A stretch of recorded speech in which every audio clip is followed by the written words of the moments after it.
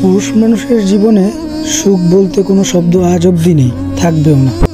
একটা পুরুষ তার পুরো জীবন তার পরিবারের জন্য উৎসর্গ করে, তো কাজ, এত ব্যস্ততা সব তো তার পরিবারের জন্যই করে। নিজের সুখ বলতে পুরুষের কিছুই নেই।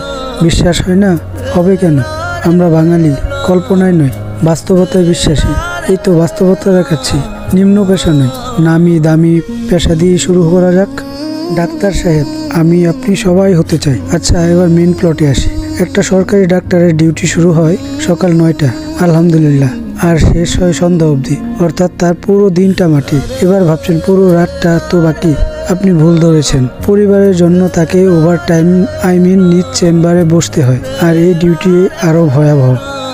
কখন শেষ হবে আল্লাহ মালুম। রাত 8টা থেকে 2টা, কখনো তার থেকে বেশি।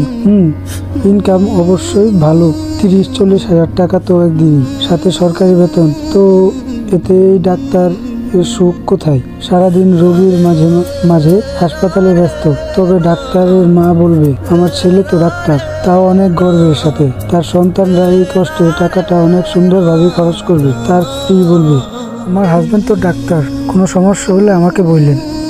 এদিকে বেচারা ডাক্তার বন্য ঘোড়ার মতো সারা সপ্তাহ খেটে যায়। এটা একটা পুরুষের বাস্তব জীবন। ভিডিওটি ভালো লাগলে শেয়ার করবেন।